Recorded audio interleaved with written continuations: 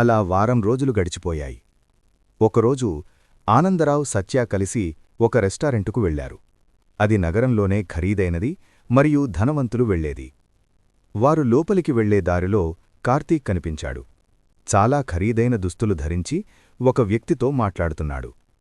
అతను సూటు ధరించి ఉన్నాడు. కార్తీక్ చెప్పే మాటలు వింటూ ఉన్నాడు.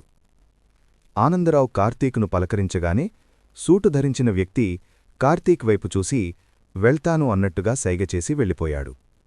ఆనందరావు సత్యలో కార్తీక్ ఎదురుగా కూర్చున్నారు.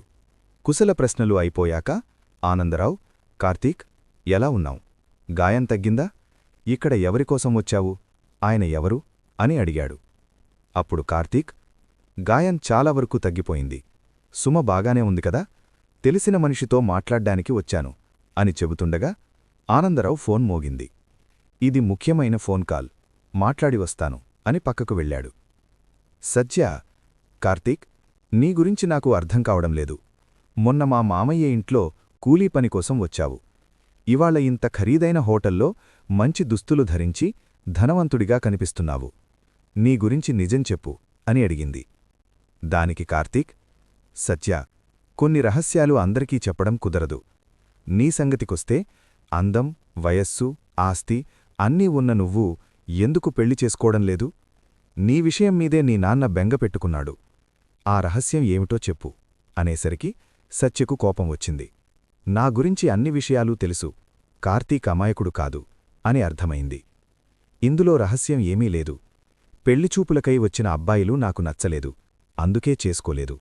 నీలాంటివాడు వస్తే చేసుకుంటాను. ఏం, నువ్వు నన్ను పెళ్లి చేసుకుంటావా అని అడిగింది. అదే సమయానికి ఆనందరావు ఆ మాట వింటూ వచ్చాడు.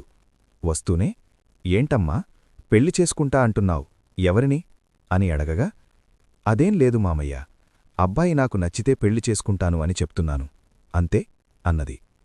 ముగ్గురూ కలిసి మాట్లాడుతూ భోజనం చేయసాగారు. ఆనందరావు అన్నీ గమనిస్తూ ఉన్నాడు. ఎందుకో సత్య కార్తీకును పదే పదే చూడ్డం, మాట్లాడ్డం చూసి సత్యకు కార్తీకంటే ఇష్టమని అర్థమైంది. కాని కార్తీక్ ఒక అనాథ మరియు అతని ఆర్థిక పరిస్థితి తెలియదు.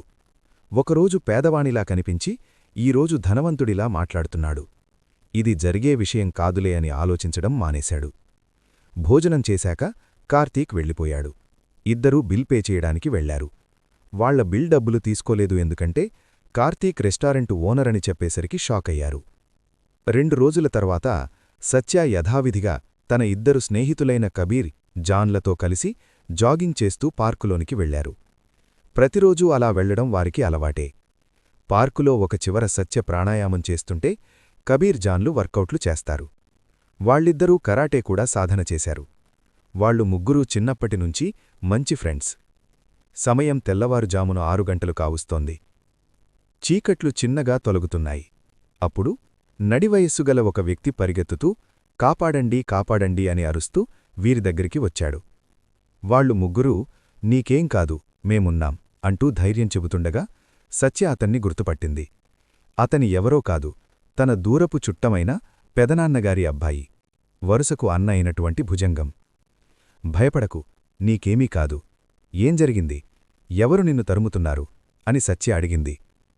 నేను నా వాళ్లు ముగ్గురు కారులో వస్తుండగా ముసుగు ధరించిన యువకుడు లారీతో మా వాహనాన్ని ఢీకొన్నాడు. మాపై కాల్పులు జరపగా ముగ్గురూ చనిపోయారు. నేను ఎలాగో తప్పించుకుని బయటపడితే నన్ను చంపాలని తుపాకీతో తరుముతున్నాడు అని చెబుతుండగా ముసుగు వ్యక్తి అక్కడికి వచ్చాడు. అతని చేతిలో తుపాకీ కలదు. వస్తూనే, ఇందులో మీకు సంబంధం లేదు, దయచేసి వెళ్ళిపోండి అని చాలా గట్టిగా, ఆవేశంగా చెప్పాడు. సత్య, కబీర్, జాన్, ఎలాగైనా మా అన్నయ్యను కాపాడాలి అని అనగానే వాళ్ళు, అతని దగ్గర గన్ లేకపోతే అతన్ని తుక్కుతుక్కుగా కొట్టేవాళ్లమన్నారు. అది విన్న ముసుగు మనిషి తుపాకీ దూరంగా విసిరేశాడు. దాంతో కబీర్, సత్య, వాడిని మేము కొట్టే దెబ్బలకు చనిపోతే మాపై కేసు లేకుండా చూసుకోవాలి అని నవ్వుతూ అన్నాడు. భుజంగం వెంటనే, వాడిని చంపండి లేదా బంధించండి, మీపై కేసు కాదు కదా, కనీసం ఈగ కూడా వాడకుండా చూస్తాను, మరియు చెరి 10 లక్షలు ఇస్తాను అంటూ ప్రకటించాడు. రెట్టించిన ఉత్సాహంతో గాలిలో పల్టీలు కొడుతూ ఇద్దరూ ఆ ముసుగు మనిషిపై విరుచుకుపడ్డారు. అతని ముఖంపై, గుండెలపై, తలపై పిడిగుద్దులు కురిపించారు. ఆ దెబ్బలకు ముసుగు వ్యక్తి మూతినుంచి రక్తం కారడం ప్రారంభమైంది మరియు 2 అడుగులు వెనక్కి పడిపోయాడు. సత్య భుజంగముడు సంతోషించారు. కబీర్ జాన్లు ఇద్దరూ ఏంటి ఒక్క రౌండుకే పడిపోయాడు, చచ్చాడేమో చూడు అంటూ హేళనగా మాట్లాడసాగారు. ముసుగు వ్యక్తి మెల్లగా లేచి నిలబడ్డాడు. అతని బాడీ లాంగ్వేజ్లో ఎలాంటి భయం, బేరుకు కనబడలేదు. దృఢంగా స్థిరంగా నిలబడ్డాడు. ఇంతలో కబీర్ ఒక్కడే వెళ్లి చేతులతో దాడి చేయడం ప్రారంభించాడు. అయితే ఈసారి ముసుగు వ్యక్తి కబీర్ దెబ్బలన్నిటినీ తన 2 చేతులతో అడ్డుకున్నాడు.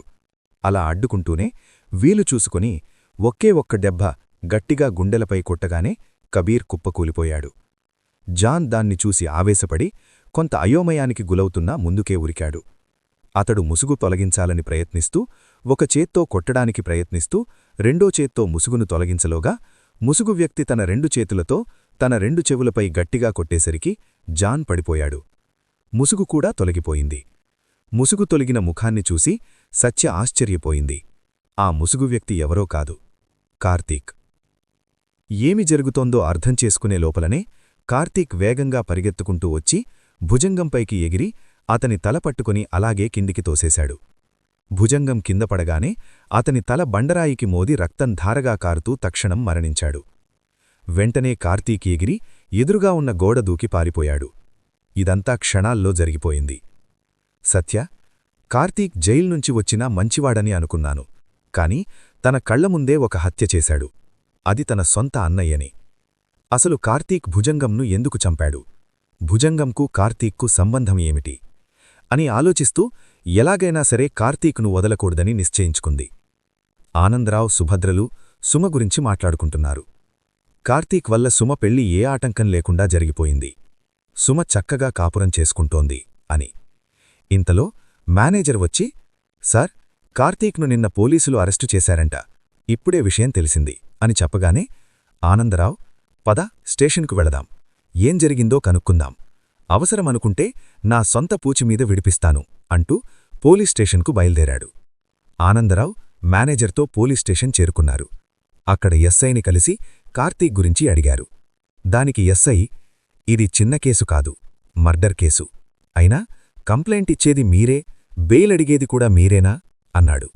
ఆనందరావుకు అర్థం కాలేదు. ఏంటండి, మేము కంప్లైంట్ ఇవ్వడమేమిటి అనగా, ఎస్ఐ, మీ సత్య కంప్లైంట్ ఇచ్చింది, పైగా చనిపోయింది మీ బావమరిది కొడుకు భుజంగం అనగానే మేనేజర్, ఆనందరావు ఆశ్చర్యపోయారు. వెంటనే జైలుగదిలో ఉన్న కార్తీక్ దగ్గరికి వెళ్లారు. పోలీసులు చాలా దారుణంగా కార్తీక్ను కొట్టినట్టు కనిపిస్తోంది. అది చూసి మేనేజర్, సర్, ఇది ఏదో చాలా పెద్ద కేసులా ఉంది, మన వల్ల కాదు అని అనగానే పోలీస్ స్టేషన్లోకి ఒక లాయర్ల బృందం వచ్చింది. అందులో నగరంలోనే ప్రముఖమైన ఖరీదైన క్రిమినల్ లాయర్ కామేశ్వర్ ఉన్నాడు. వచ్చి బెయిల్ పేపర్స్ ఎస్ఐకి ఇవ్వడం జరిగింది. ఎస్ఐ వాటిని పరిశీలించి కార్తీక్ను విడుదల చేయిస్తానని చెప్పాడు. కార్తీక్ చిన్నగా కుంటుకుంటూ నడుచుకుంటూ వస్తున్నాడు. దెబ్బలతో కార్తీక్ నలిగిపోయినట్లు కనిపిస్తున్నాడు. బయటకు రాగానే కామేశ్వర్తో కలిసి కారెక్కి వెళ్ళిపోయాడు.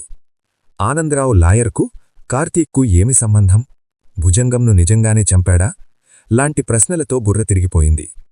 ఆనందరావు స్టేషన్ బయటకు రాగానే సుమా, సత్య కూడా వచ్చారు.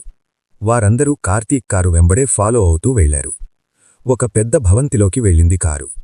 ఆనందరావు గారిని గేటు దగ్గరే కాపలావారు ఆపివేశారు.